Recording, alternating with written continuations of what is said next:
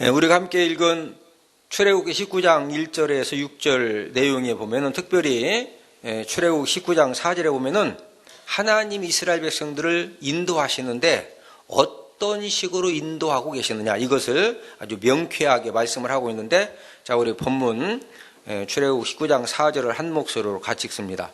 시작.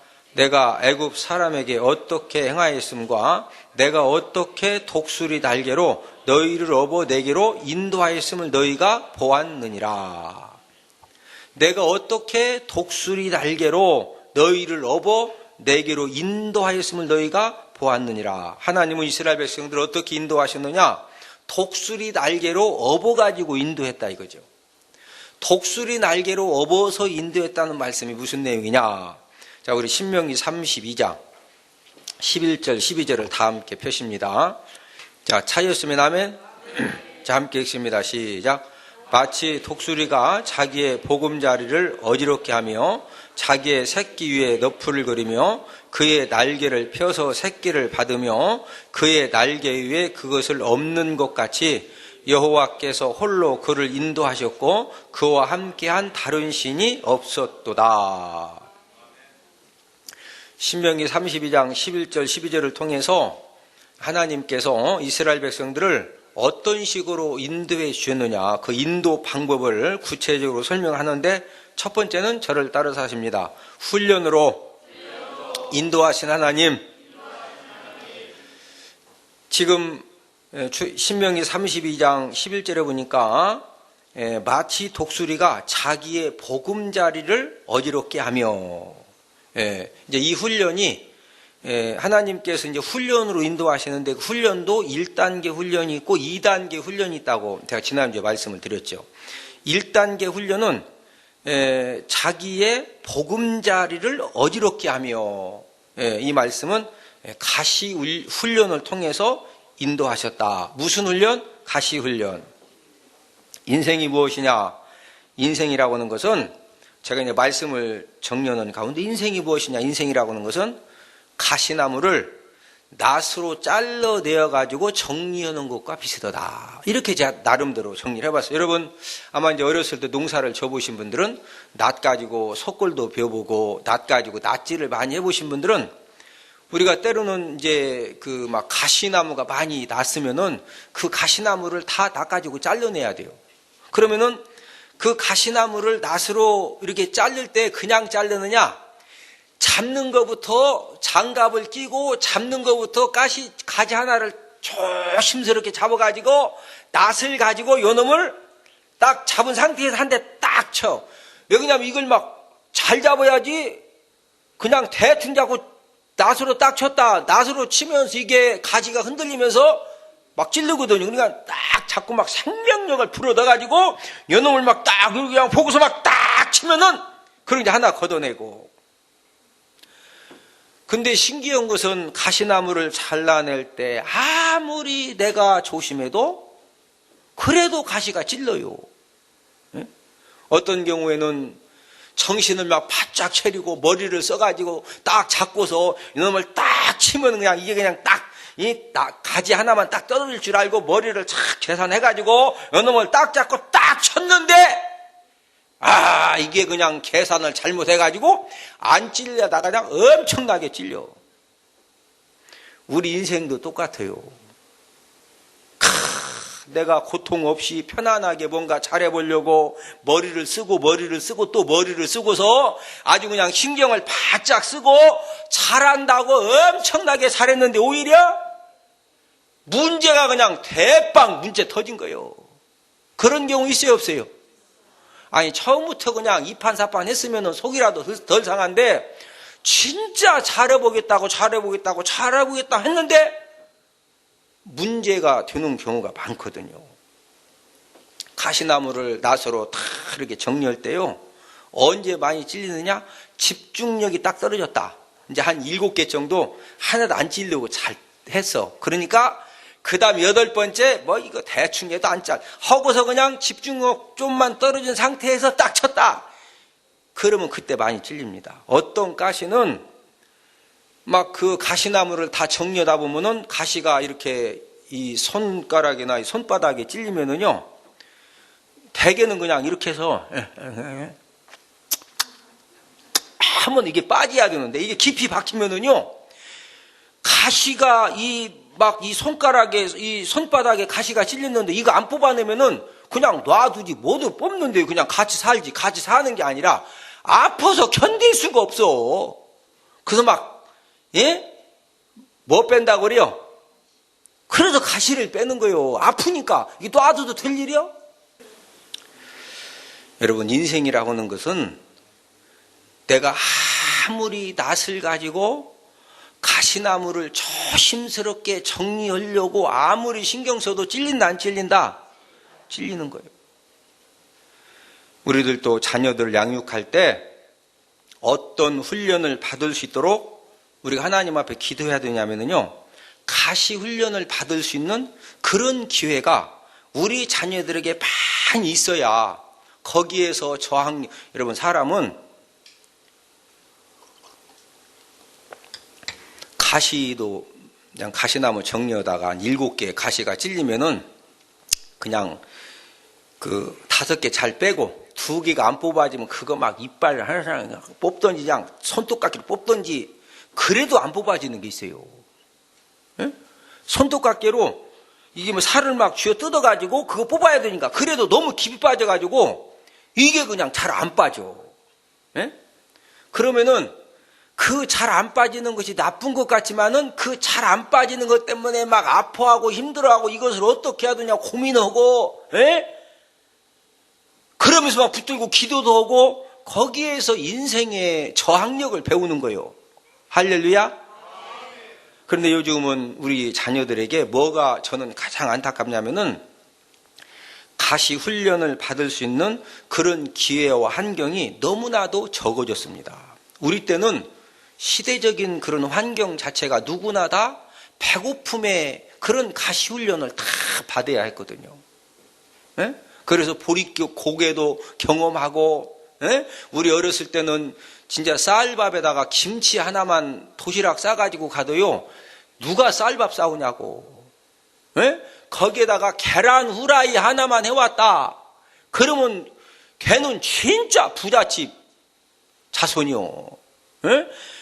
그냥 도시락에다가 보리밥, 쌀밥, 예? 그냥 섞어가지고 거기다가 김치하고 계란 후라이 하나만 해가도 막 그냥 도시락 뚜껑 탁 열어놓고 딱 어깨다 막 딱 힘주는 거예요. 계란 후라이 싸왔다 이거요. 나 우습게 보지 말라 이거요. 뭐 싸왔다고? 계란 후라이 계란. 지금 애들 도시락 싸가지고 가는데 김치하고 계란 후라이 하나만 싸갖고 가면은요, 오히려 잘 싸웠다고 아니요. 예? 지금은 배고픔의 가시 훈련을 받을 기회도 다 거의가 없어졌고, 예? 우리 때는 이 추운 겨울 되면은요, 집도 추워, 환경도 추워, 어디를 가도 춥기 때문에 우리가 한겨울을 날 때는 막 이 안에다가 내복을 껴입고, 예? 그러니까 그냥 누런 코가 막 이렇게 흘러가지고 하면 그냥 코가 막 쑥 들어갔다가 막 우리는 그거 다 빨아먹고 컸어. 놈 다 이렇게 빨아먹고 막.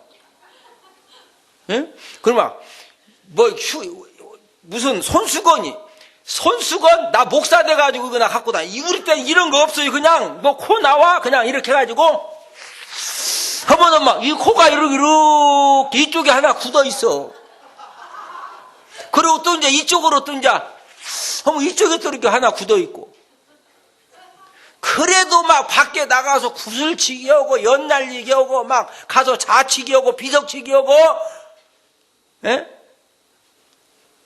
그런데 요즘은 뭐 그냥 조금만 쳐도 막 그냥 금방 감기 걸려. 예? 여러분, 감기 안 걸리려면요, 방을 춥게 하고 사셔야 돼요. 예? 한 18도에다 놓고서 찬바람에 막 숭숭숭숭하게 다니게 하면은요, 그러면 감기 절대 안 걸려. 예? 어느 전사님 그 집에 아파트 가봤더니 너무 더워. 감기 걸린다. 이렇게 덥게 살면은. 예? 막 창문 열어놓고 살아라. 그래도 뭐 그냥 연료비가 별로 안 나오니까 그냥 떼는 거예요. 떼니까 맨날 감기 걸리는 거예요. 지금은 가시 훈련을 우리 자녀들에게 받게 해줘야 되는데 그런 가시 훈련을 받을 만한 기회가 다 없어졌어요. 여러분, 이게 좋은 게 아닙니다. 사람이 때로는 가난의 극치도 경험해보고 모자람의 극치도 경험해보고 정말로 꼭 필요한 데고 꼭 필요한 것이 없어가지고 막 안타까워해보고 그러면서 거기에서 인생을 배우는 거지. 독수리도 지 새끼를 새 왕으로 세우려고 모든 푹신한 거 다 날려보내고 막 그 가시에 훈련을 시키는 거예요. 중국 사람들은 아기를 낳으면 반드시 오향 육아법이라는 그런 절차를 꼭 밟게 합니다. 오향 육아법이 뭐냐면요, 육아법, 애를 키우는 법 중에 오향이 뭐냐? 첫 번째 아기가 태어나면은 맨 처음 그 갓난 아기 입에다가 식초를 몇 방울 떨어뜨려 준다고 그래요. 그럼 아기가 그 태어난 지 지금 10일도 안 된 아기한테 입에다가 입도 벌어지도 아니요. 그걸 그냥 입을 억지로 벌려가지고 아기 입 잘 벌어져? 입이라고 우리는 아무 벌어지지 않아요. 입도 안 벌어. 이걸 막 해가지고 거기다 식초를 몇 방울을 딱 떨어뜨려 주면은요, 아기가 막 생각해봐요. 얼마나 그게 시냐고.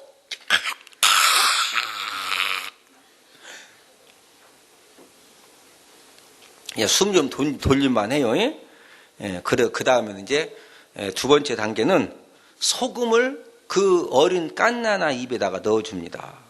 그러면은요, 여러분, 소금이 우리 어른들이 먹어도 좀 짠데 그 소금 알을 몇 개 입에다 딱 넣어주면은 건물 막 이제 가만히 있다 아기가 생각해봐요. 갑자기 소금덩어리가 입에 들어오니까 이걸 막 했더니 막 더 짜네.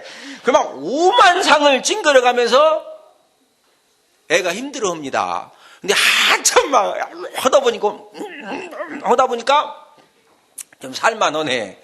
그럼 딱 보고 있다가 세 번째 단계는 향연이라는 한약을 이제 입에다가 넣어준다는 거예요. 여러분, 익모초 알죠? 우리 한국의 익모초처럼 굉장히 쓴 그 한약재인데 그 쓰디 쓴 것을 입에다가 딱 넣어주면은요, 애기가 그냥 막 말 그대로 한번 생각해봐. 얼마나 쓰니. 어른도 먹으면 막 정신이 막 번쩍번쩍 나는데 애기가 얼마나 힘들겠어요. 막 진짜 오만상을 다 찡그려가면서 또 한참 지나니까 살만하네. 사람은요, 옆 사람 쳐다보시고 견디면 다 삽니다. 못 살 것 같지만 다 살아요. 애기가 이제 좀 빵긋빵긋 웃으면은 네 번째는 그 구둥나무라고 그래서 가시 돋은 나무가 있답니다. 이 구둥나무를 네 번째로 입에다 넣어준다고 그래요. 그러면은 가시가 있는 나무를 애기 입에다 넣었으니 얼마나 막 그게 찔러가지고 피가 나고 아픔이 극심하지 막 애기가 막 자지러진다, 자지러져.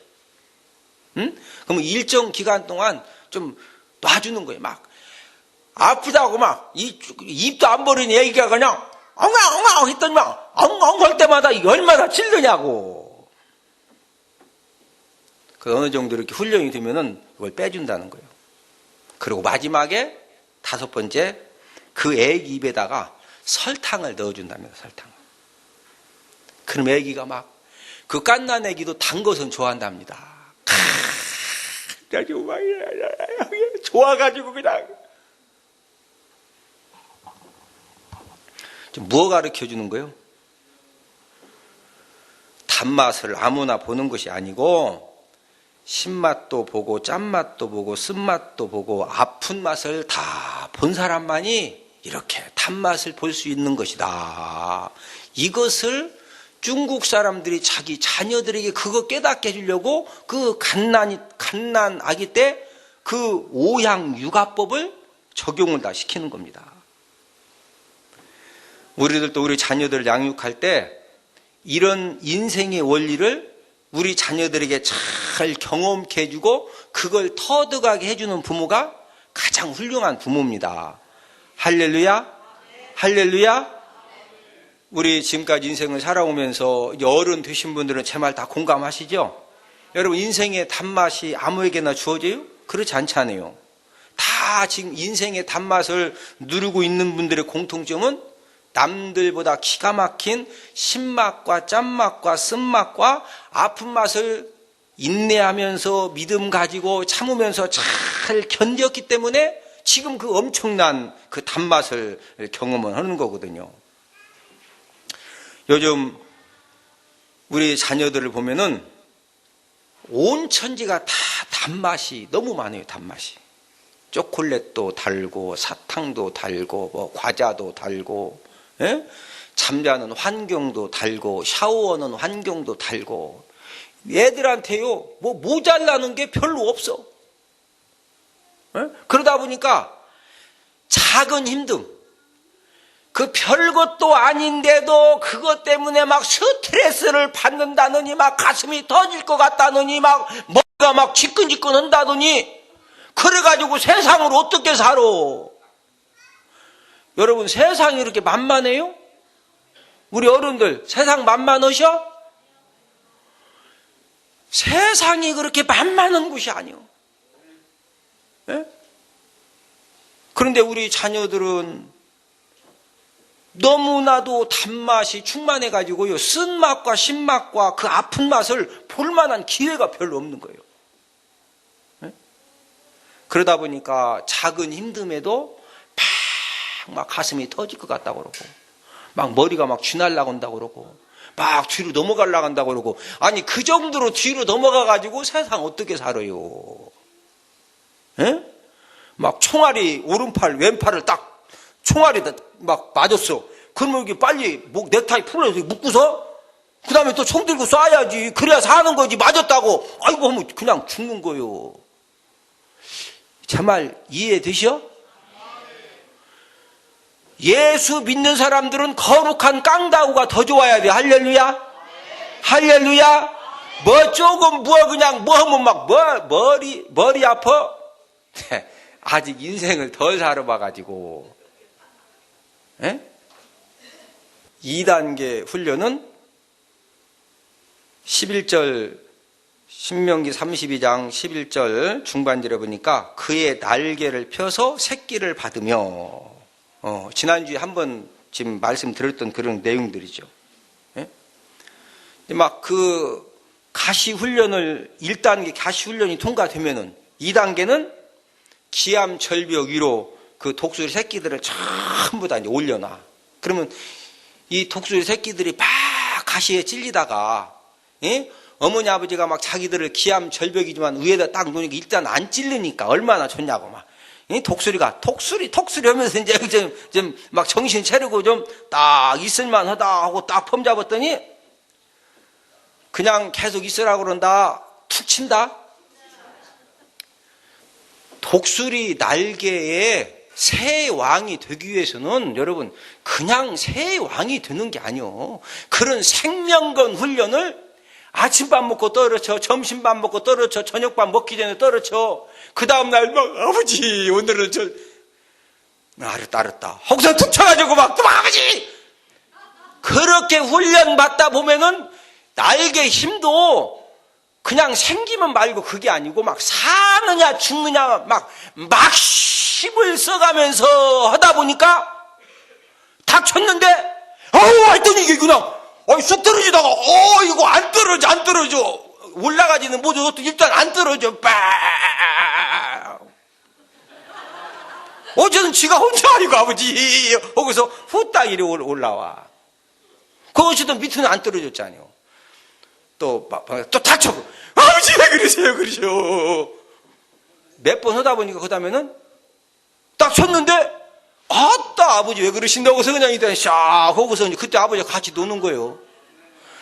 그래서 새 왕이 되는 거예요. 할렐루야. 하나님 아버지가 저와 여러분들에게도 때로는 생명건 훈련을 시키는데 건강을 통해서 생명건 훈련을 시키기도 하시고, 때로는 물질을 통해서 생명건 훈련을 받게 하시기도 하고, 어떤 때는요 너무나도 진짜 억울한 그런 사건들을 통해서 하나님이 저와 여러분들을 생명건 훈련을 받게도 하신다는 거죠. 왜 그러시느냐? 그냥 하나님이 어차피 그냥 독수리 어미가 그냥 새끼 힘을 줄 때 좀 정상적으로, 자 오늘은 오늘은 100m만 한번 이렇게 날개를 이렇게 해가지고 우리 가는 걸로 하자. 그러면은 교육 계획을 세워가지고 왜 꼭 밑으로 막 죽도록 떨어지냐고, 그냥 운동장 가가지고 자 차렷 100m 날아가라고 그러지 왜 밑으로 막 죽도록 떨어져나? 그냥 운동장 가서 막 끼우뚱 가가지고 자 오늘은 100m 하면 이게 돼 안 돼? 이게 막심이 안 써져. 이게 막 죽느냐 사느냐 뒤에 사람이 막심 써지는 거예요. 거기서 저와 여러분들도 똑같아요. 저와 여러분들도 하나님 아버지가 때로는 건강을 통해서, 물질을 통해서, 어떤 막 억울한 사건을 통해서 생명건 그런 훈련을 하나님이 시키시다 보면은요, 저와 여러분들이 거기에도 거룩한 헝그리 정신도 갖게 된 줄 믿습니다. 우리가 이 세상을 힘있게 살아가려면은요, 거룩한 헝그리 정신이 필요한 거예요. 할렐루야. 네? 큰 사발 큰 일꾼 아시죠?